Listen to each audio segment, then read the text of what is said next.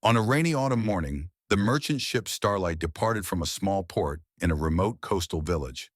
This ship had served on the seas for many years, carrying cargo and sometimes tourists, but this journey was special. The ship was captained by Jonathan Hayes, a man with 25 years of sailing experience, and his crew, all seasoned sailors who had conquered the most dangerous waters. In the damp air, the old wooden ship with its weathered sails began to move slowly. The crew of the Starlight consisted of 25 men, each experienced and strong, but each harboring their own thoughts.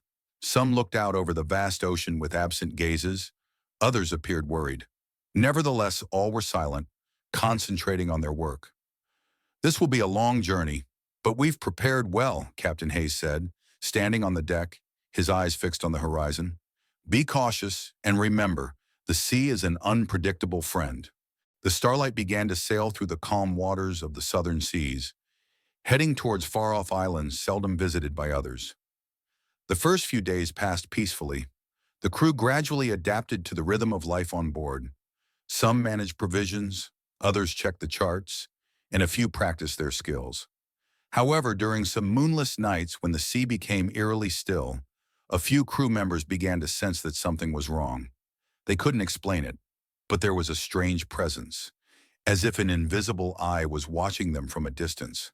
Some sounds in the night unsettled them, and at times they felt as if someone was walking on the deck, though no one was there. "This journey feels off," muttered one of the crew members to another as they worked late one evening. "I can't shake the feeling that something is out there, watching us."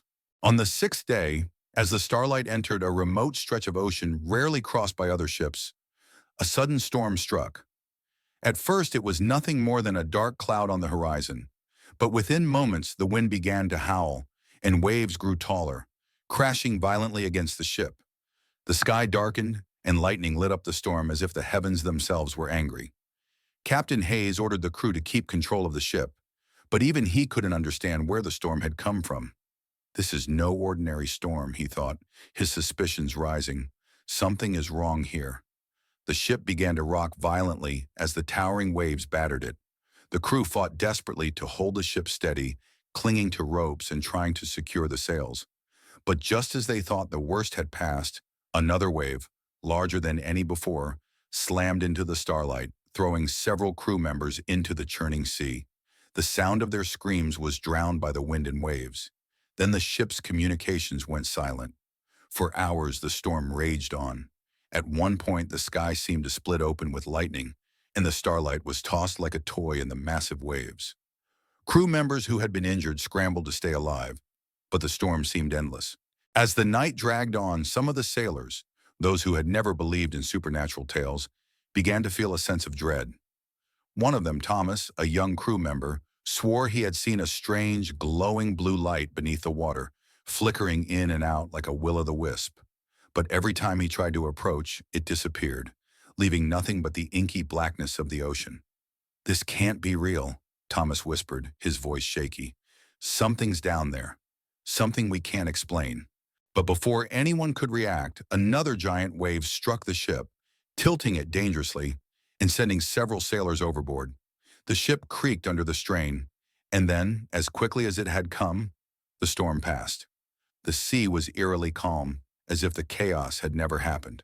When the storm finally cleared, the sky was a brilliant shade of blue, the kind that suggested nothing had ever been wrong.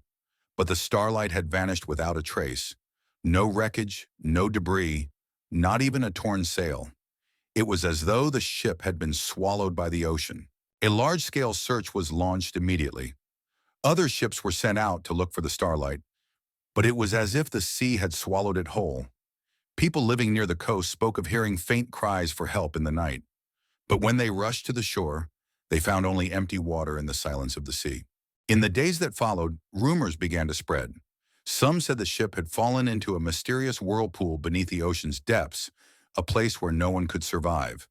Others told tales of strange creatures lurking beneath the waves.